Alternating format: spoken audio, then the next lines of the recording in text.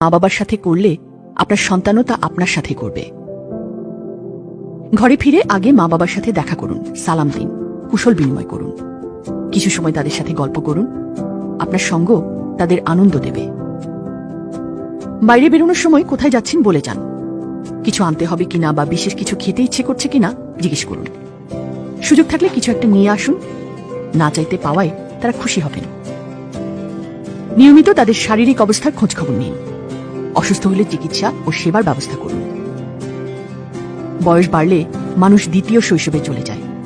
তাদের শিশুসুলভ আচরণে অসহিষ্ণু বা ক্ষুব্ধ হবেন না। এ সময় তাদের প্রতি আরও সহনশীল ও সমমর্মী হন। মতের অমিল হলেও মা বাবার সাথে তর্ক করবেন না। তাদের সাথে ধমকের সুরে কথা বলবেন না। প্রশ্নের জবাব বিনয়ের সাথে দিন। খাবার টেবিলে তাদেরকে সাথে নিয়ে বসুন। সবার আগে তাদের প্লেটে খাবার উঠিয়ে দিন। রাতে ঘুমানোর সময় আগে তাদের ঘুমানোর ব্যবস্থা করে দিন, তারপর নিজেরা ঘুমোতে যান। বড় কোনো সিদ্ধান্ত নেওয়ার আগে মা বাবাকে জানান। তাদের পরামর্শ ও দোয়া নিন। মনে রাখবেন, আপনার ধ্যান ধারণা সমকালীন হলেও জীবন ও জগৎ সম্পর্কে তারা আপনার চেয়ে অভিজ্ঞ। বাসায় কোনো অনুষ্ঠানের আয়োজন করলে তাদেরকেও সম্পৃক্ত করুন। বৃদ্ধ হয়েছেন বলে সংসারে তারা এখন বোঝা, অপাঙ্ক্তেয়, বাসার কারো আচরণে যেন তা প্রকাশ না পায়। মা ও অবসরপ্রাপ্ত বাবাকে বিনয়ের সাথে নিয়মিত হাত খরচ দিন। সাপ্তাহিক ছুটির দিনে আপনার ব্যক্তিগত কাজের ফাঁকে তাদের জন্য সময় রাখুন। তাদের পছন্দের খাবার রান্না করুন বা তাদের নিয়ে বেড়াতে যান। মেলা, উৎসব, দাওয়াতে তাদেরকে সঙ্গে নিন।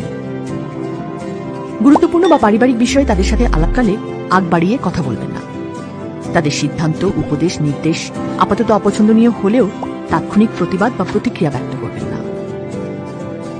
কোনো অন্যায় বা ভুল করতে দেখলে বিনয়ের সাথে তা বুঝিয়ে বলুন। তাদেরকে শুধরে নিতে সাহায্য করুন। জীবন সান্হে সন্তানের কাছে থাকার আপত্তি তাদের মাঝে সবচেয়ে বেশি থাকে। এ সময় তাদেরকে গ্রামে বা নিজের থেকে দূরে শুধু গৃহকর্মী দিয়ে পরিবেষ্টিত করে রাখবেন না। শিশু বয়সে আপনাকে তারা যেভাবে আগলে রেখেছিলেন, তাদের শেষ বয়সে আপনিও তাদের সেভাবেই আগলে রাখুন।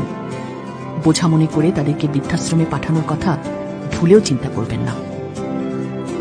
জীবন যেমন স্বাভাবিক, মৃত্যুও তেমনি স্বাভাবিক।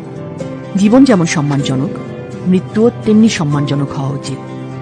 তাই মৃত্যু পথযাত্রী মা বাবাকে লাইফ সাপোর্টে ঢুকিয়ে নির্জন সেলে একাকী ফেলে রেখে তাদের অসম্মান করবেন না। তাদের জন্য সবচেয়ে সম্মানজনক মৃত্যু হচ্ছে আপনার কোলে মাথা রেখে, আপনার হাতে হাত রেখে পরম প্রভুর নাম নিতে নিতে শেষ নিঃশ্বাস ত্যাগ করা। মা বাবা পৃথিবী থেকে বিদায় নিয়ে গেলে তাদের মাগফিরাত বা অনন্ত প্রশান্তি কামনা করে সৎকর্মে অংশ নিন, সাধ্যমতো দান করুন। সামর্থ্য থাকলে তাদের নামে একজন এতিমকে আলোকিত মানুষ হিসেবে গড়ার দায়িত্ব নিন। পারলৌকিক মুক্তির নিয়তে আল কোরআন বাংলা মর্মবাণী বিতরণ করুন। আপনার বেড়ে ওঠায় মা বাবার অবদান কৃতজ্ঞ চিত্তে স্মরণ করুন। আর সন্তান হিসেবে মনে রাখুন, মায়ের পায়ের নিচে আপনার বেহেশত। বয়োবৃদ্ধ মা বাবার যত্ন নিন। বার্ধক্যে আপনিও যত্নে থাকবেন।